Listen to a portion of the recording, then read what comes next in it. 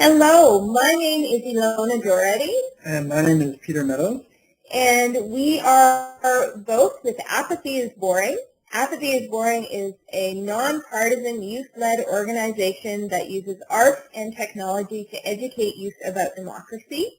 And we're happy today to be presenting a video seminar to you about volunteer recognition and social media. And Apathy is Boring has a lot of experience reaching out to young people across Canada, but we think that our experience is also relevant in general in terms of reaching out to volunteers. So we're excited to share our thoughts and best practices and also share some examples from our work with you today. So we'll just go over the agenda for this presentation really quickly. We're going to talk about volunteer recognition in general. We're going to talk about what we mean by social media. We'll go through some basics about social media, why you should use social media, where you can recognize volunteers in social media, specific kinds of content that you can put out through social media, and then tips both for basic and for advanced users. Volunteer recognition. I'll just read off the slide here. An effective volunteer engagement program acknowledges volunteers by providing meaningful recognition throughout the year, and it is essential that leadership acknowledges internally and publicly the importance of volunteer involvement to the organization.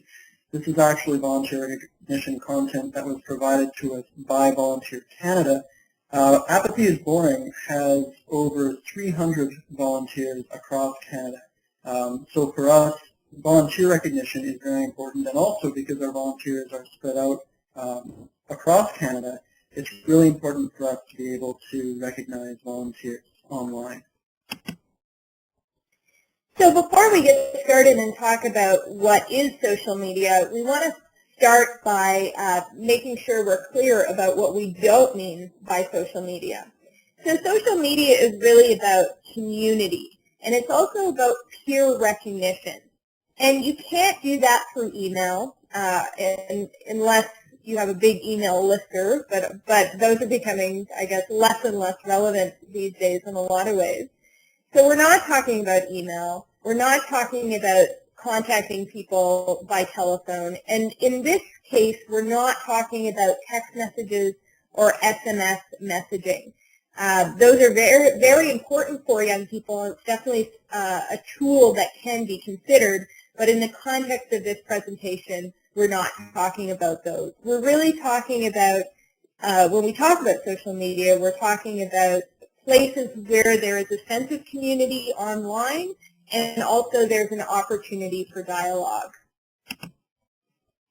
So specifically in the context of this presentation, when we talk about social media, we're going to be talking about and giving specific examples from Facebook, Twitter, YouTube, and blogs, but all of the things that we're going to be talking about can also be applied to other social media services like Google+, which is similar to Facebook, Vimeo, which is similar to YouTube, any microblogging service like Tumblr, or any other service where users can post comments and interact with each other like Flickr or anything like that. So now we're going to get into some of the basics. We'll start with Facebook, which is a very popular social network, as I'm sure you all know, very popular in Canada, particularly. And what Facebook is all about is your news feed. So your news feed is where you get all of the information about everybody in your network. So it can be messages, events, updates, photos, video from people in your network.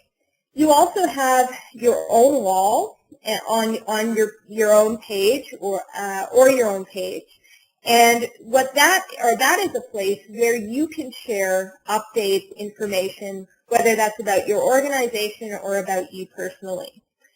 And a third way to use Facebook is to post on other people's walls. So that's really where it becomes interesting, and there becomes starts to be a dialogue.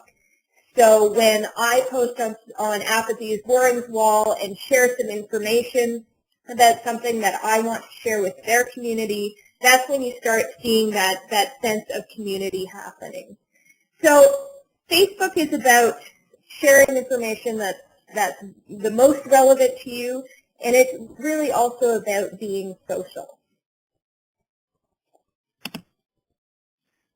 Twitter is a little different in that on Twitter there's no static content.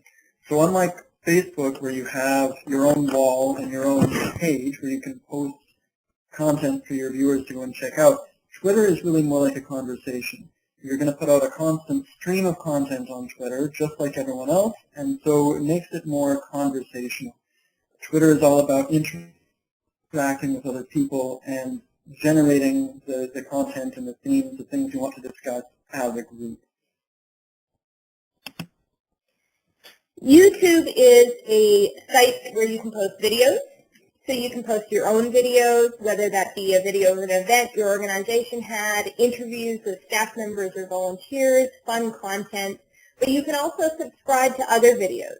So you can watch other people's videos and you can comment on them. And you can also share those videos through Facebook, through Twitter, through other social media sites.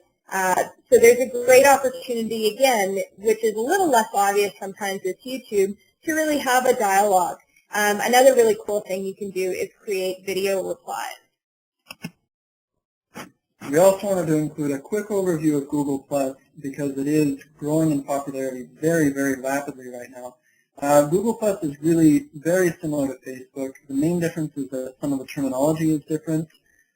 Instead of a news feed, for example, you have a stream, and also the circles functionality, which can be very useful because you can group all of your contacts in Google Plus into different circles that you assign yourself. That's not visible to the people who you're grouping into the circles, but that way you can send out content or messaging to particular groups of people really, really easily. So we've just provided a really basic overview of some, not all, of the social media sites that are generally most used by NGOs. But there is a lot of other information and more in-depth information out there. If you're just getting started and you want more info about demystifying social media, we encourage you to check out Power Finding, Demystifying Social Media to Grow Your Business, and also Social Media Tools 101 from blogs to wikis. There's a lot of great information out there, and we hope that this will help you understand how to get started. So I'm now going to pass it over to Pete, who's going to talk a little bit more about why social media is so important, especially when we're talking about volunteer recognition. So I'll talk about really why to use social media at all first. And I've got a few stats here. It's common knowledge now that social media is big, but just to give you an idea of how big, Facebook has, and actually the number is a little higher now, it's about 850 million active users worldwide. YouTube and Twitter are a little smaller, about 500 and 100 million active users each. In Canada, half of all Canadians at any age are on social networks. And the biggest demographic is still young people. 86% of 18 to 34-year-olds are active on social networks. But 40% of Canadians over the age of 55 are on social networks. And that's actually the fastest growing segment of the Canadian population on social networks. So the notion that social media is really only good for reaching out to kids or reaching out to young people is outdated and becoming less true all the time. So that's in general why to use social media, because everyone's on it. For specifically why to use it for volunteers, I'll pass it back to Leona. So the one thing that we need to remember is that volunteers are on social media. Social media is convenient. It's something that is in most people's everyday lives. They'll check these sites on a very regular basis. And more importantly, it can be an amazing tool to interact with volunteers because it encourages community. So social media can promote interaction between your volunteers, which can be a great way to keep them engaged. And it also makes your volunteers feel like they're a part of your organization. So there's a peer relationship there. Another great reason why social media can be beneficial to your volunteer program is that it can encourage new volunteers who might be friends of volunteers you already have to get involved, and it can encourage volunteers who may have taken a step away to get back involved. It also allows you to receive feedback and it provides you with guidance about how to better format or organize your volunteer program to really meet the needs of your volunteers. So there can be a lot of benefits that social media can have for your volunteer program.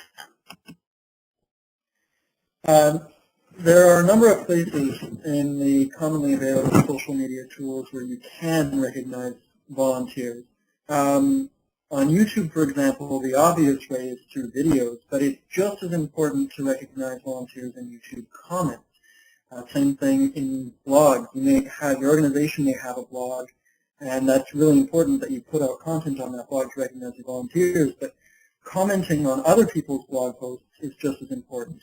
On Facebook, you have your own posts, your own page, your own wall, but you can also post on your volunteers' walls, and you can comment on things they post on Facebook. Twitter is kind of a conversation anyway, so there's really only one place to put anything on Twitter, but really anywhere where you can post comments on things your volunteers are putting online or on things your volunteers have been involved in, that's a place where you can support your volunteers, compliment them on what they're doing, and recognize them. So I want to talk a little bit about recognizing your volunteers as a group. So really, encouraging people to get involved, but also celebrating the people who are involved in your organization as kind of volunteers generically. We'll talk about recognizing volunteers one-on-one a little later. So some great ways to do that is to do a blog post about why volunteers are important to you. And of course, at the end, make sure to include an action item about how people who are inspired by the post can get involved and volunteer. You can also tweet about how much you love your volunteers and why they're so important to your organization. Another way is to do interviews with partners or stakeholders about why your organization or project matters to them and why they've decided to get involved. That can be a very inspirational way to, again, both recognize the commitment of volunteers and encourage other people to get involved. And you can also do a thank you on your website, through Twitter, through Facebook, to contributing volunteers when you announce a project. Another way is to hold a contest for all your volunteers and celebrate their hard work and celebrate a couple of volunteers who win a prize for their contribution. So there's lots of ways to celebrate volunteers as a group. And the important thing, though, is it's not just about making announcements about volunteers. It's also about having a dialogue with your volunteers. So we'll talk a little bit more about that in a little while. We have a couple examples that we want to share with you about things that Apathy is Boring has done. This is an example of a tweet that we tweeted around our annual Volunteer Appreciation Week. So it included a picture of one of our volunteers who had come in to grab some of the holiday treats that we were offering just before Christmas, and a couple of our staff members who were hanging out with that volunteer. And it just really allowed us to showcase something we were doing offline and spread the word about our volunteer appreciation that we were already doing online. Another example of how Apathy is Boring celebrates groups or all of our volunteers is that at the end of every semester we do a public thank you where we list the names of all the volunteers who participated in our volunteer program over that past semester. So it's a great way for us, again, to showcase the fact that we have these great volunteers and also celebrate the hard work that they're doing. In addition to recognizing your volunteers in general, or the fact that volunteering is important to you in general, it's also really important to recognize your volunteers one-on-one. We call that specific recognition, and there are a number of different ways you can do that. I've provided some examples here. You can do profiles of particular volunteers in your blog, for example, or on your Facebook wall. You can do direct thank you messages, for example, via Twitter or on the volunteers' Facebook wall. And part of what's important about doing these direct thank you messages in a social environment as opposed to via something like email or a telephone call is that then that thank you, that recognition is visible to the volunteers' peers, to their friends, coworkers, whoever they have in their network, and they get additional peer validation that way. When there are ideas from your, I'm going to restart that. When your volunteers give you great ideas that you use in your organization, you can give them credit via social media, for example, as a blog post or as a tweet. You can also give out awards to selected volunteers. These can come from contests, as Ilona was describing a moment ago. They can also be volunteer nominated. You can ask your volunteers, especially if they're working together on projects, to nominate a volunteer of the month. Photos of your volunteers are a fantastic way to recognize the efforts of specific volunteers because you can not only show the volunteer working and having a good time on your project or in your office environment, but you can, I'm sorry, I lost my thread there. I'm going to restart with photos of volunteers. Photos of volunteers are also a fantastic way to recognize individual volunteers because you not only show a specific volunteer having a good time working on your project or at your organization's office, but it also shows that volunteering in general is an enjoyable thing to do with your organization. You can do interviews with specific volunteers, which you could post, for example, as a YouTube video or as a blog post. And you can also do the same kinds of content, videos or blog posts, of your volunteers' favorite volunteering stories. And you can get them to record those themselves, or you can get them to send them in. Here's an example of a picture that was posted by one of our volunteers, who was at one of our volunteer recognition events. And so what we did is we actually retweeted the picture that our volunteer, Kirk White, tweeted. This is great because we're recognizing Kirk as one of our volunteers and promoting him by retweeting this. But we're also showing how much fun our volunteers have engaging with our organization and thereby promoting our volunteerism in general. So another important part of working with volunteers is, of course, promoting the, sorry, I'm going to start this whole slide over. So another great way of recognizing your volunteers is to help support them by reposting, posting a link, retweeting their own projects with other organizations, events going on in their lives, and their own achievements. So it really is a two-way street. If we want volunteers to actively be promoting what we're doing and to stay dedicated to our organizations, it's important that we also celebrate the successes that they have in their lives.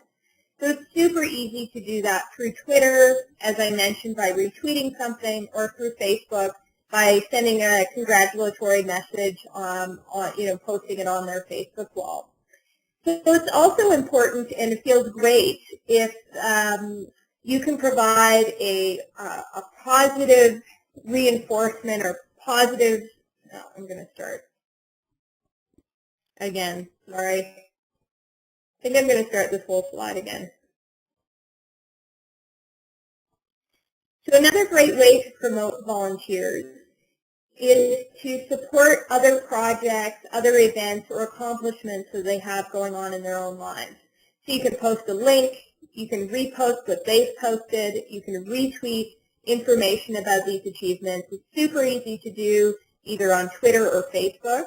And you can also retweet or repost compliments and positive notices that have been posted about them. If someone compliments one of your volunteers on Twitter, retweet it.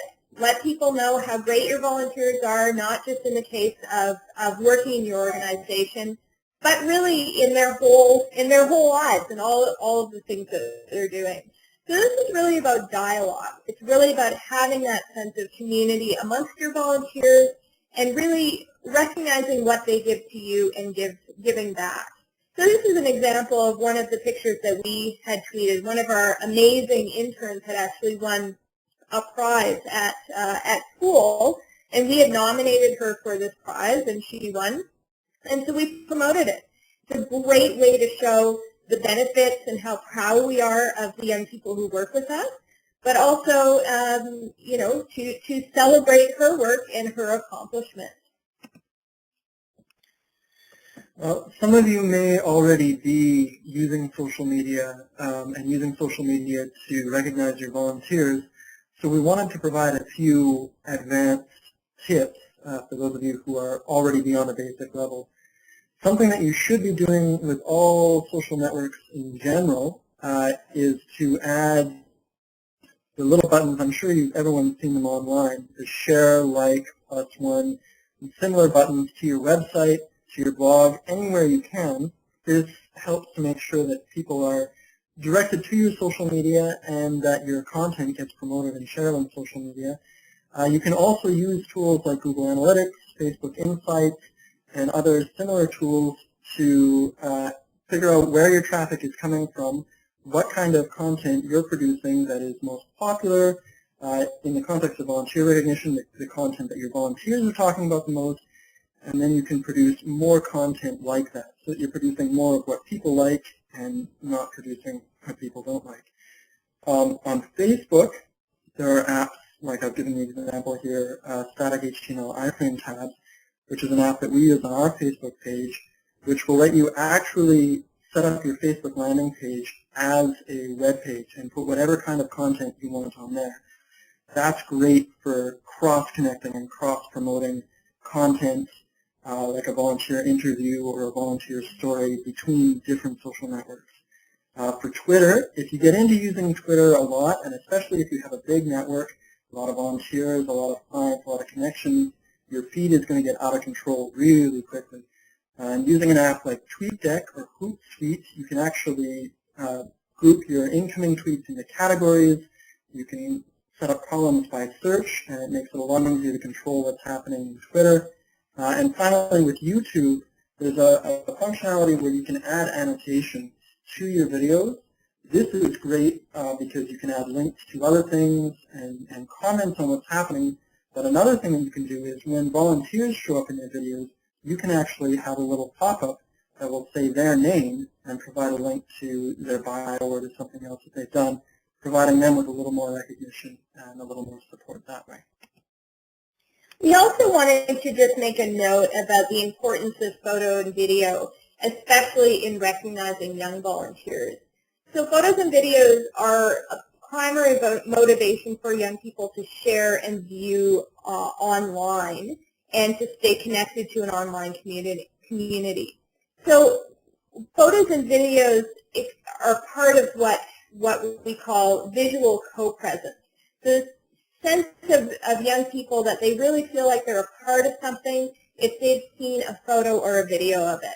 Doesn't matter the quality of the photo. What really matters is who and what is in the photo, and that there's a sense of them being a part of something. So showing photos of your volunteers, having a video of your volunteers, and promoting that through social media is really the most powerful way of showcasing how fun it is to work with your organization and why others should get involved. Another thing that's come out of the same research is the notion that, and this seems self-evident, but as I said, our research has really shown this, is that if a photograph is successful at engaging a viewer, they're more likely to look at whatever content is associated with that. So for example, if you put up a fun picture of an event, then as Ilona was saying, a young person who views that picture, first of all, is going to feel like they were at that event. They're going to feel connected with it. And then once they get that feeling, they're going to be much more likely to read the blog post or whatever else you've attached to that photo. This is why things like tags, descriptions, and sharing those photos wherever you can are really, really important. And here's just an example of a photo from one of our events that shows people having a good time. And with visual co-presence, when someone views this photo online, they now feel like they were a part of that event. So some general tips just to wrap up here. We think it's really important to keep your work on social media informal. So social media is not a press release. It's really a conversation. It's about interacting with your volunteers through social media. It's also important to use names to really make your messages feel personal. Help people understand that you're really talking to them, you're really having a conversation with them. And as I just mentioned, converse. Don't just announce. So it's about being interactive, and it's about celebrating. It's about connecting your offline events, the stuff that's going on offline, to your presence online. So your organization really develops a personality online. And it's about really treating your volunteers like real people who have a really important place in your organization. So we encourage you to check out the Apogee-Foreign National Volunteer Week social media tip sheet for more ideas and examples. And we just want to thank you so much for listening to this video seminar. We encourage you also to check out nationalvolunteerweek.ca for more information about Volunteer Canada's National Volunteer Week 2012. And of course, make sure to share your volunteer recognition stories and ideas on facebook.com/Volunteer Canada. Thanks again for your time, and we look forward to sharing National Volunteer Week with you this year.